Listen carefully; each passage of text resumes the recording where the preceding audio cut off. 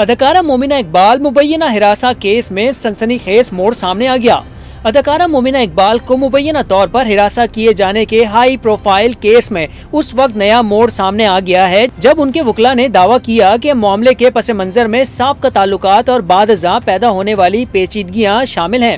وکلاء کے مطابق مسلم لیگ نون کے صوبائی اسمبلی کے رکن ثاقب چتھڑ پہلے سے شادی شدہ ہیں اور یہی بات اس تنازع کی بنیادی وجہ بنی۔ National cyber crime investigation agency کے روبرو پیشی کے بعد میڈیا سے گفتگو کرتے ہوئے مومنہ اقبال کے وکلاء عدنان احسان اور رمشا اقبال نے بتایا کہ اداکارہ اور لیگی ایم پی اے کے درمیان 2022 اور 2023 کے دوران تعلقات قائم رہے۔ ان کے مطابق ایم پی اے کی جانب سے مسلسل شادی کی خواہش ظاہر کی گئی اور باقاعدہ رشتہ بھی بھیجا گیا تھا، تاہم بعد میں یہ بات سامنے آئی کہ وہ پہلے سے شادی شدہ ہیں اور مبینہ طور پر تیسری شادی کے خواہاں تھے۔ وکلاء نے موقف اختیار کیا کہ جب یہ حقیقت واضح ہوئی تو مومنہ اقبال نے اخلاقی بنیادوں پر اس تعلق کو ختم کر دیا۔ ان کے مطابق صورتحال اس وقت بگڑی جب اداکارہ کی شادی کسی اور جگہ طے پا گئی جس پر متعلقہ ایم پی اے کی جانب سے مبینہ طور پر دباؤ و ہراسانی کا سلسلہ شروع ہوا۔ وکلاء نے یہ بھی الزام عائد کیا کہ اسی دوران سیاسی اثر و رسوخ استعمال کرتے ہوئے اداکارہ کے ہونے والے شوہر کے خلاف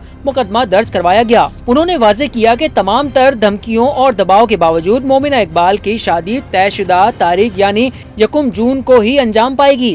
وکلاء کا کہنا تھا کہ ہراسانی، بلیک میلنگ اور دھمکیوں سے متعلق تمام ڈیجیٹل اور دستاویزی شواہد NCCIA کے سامنے پیش کر دیے گئے ہیں اور تفتیشی اداروں کا رویہ مثبت رہا ہے جس سے انصاف کی امید بڑھ گئی ہے۔ دوسری جانب مومنہ اقبال اور ان کے وکلاء نے اس معاملے پر فوری نوٹس لینے پر وزیر اعلیٰ پنجاب مریم نواز شریف کا شکریہ ادا کیا اور کہا کہ ایک خاتون فنکارہ کے تحفظ کے لیے بروقت اقدامات قابل تحسین ہیں۔ اس حوالے سے وزیر اعلیٰ پنجاب مریم نواز نے بھی بیان جاری کر دیا ہے جس میں انہوں نے کہا، حالیہ معاملہ جس میں مسلم لیگ نون کے ایک رکن صوبائی اسمبلی اور ایک معروف میڈیا شخصیت شامل ہے، ایک ذاتی نوعیت کا معاملہ ہے اور اس کو مکمل طور پر میرٹ اور قانون کے مطابق نپٹا جائے گا۔ تاہم میں یہ بات بالکل واضح کرنا چاہتی ہوں کہ کسی بھی خاتون کو ہراساں کرنے، دھمکانے یا استحصال کرنے کی کوشش میں ملوث کسی فرد کو ہرگز نہیں بخشا جائے گا۔ کوئی بھی شخص، خواہ اس کا مرتبہ، عہدہ یا سیاسی تعلق کچھ بھی ہو، قانون سے بالاتر نہیں ہے۔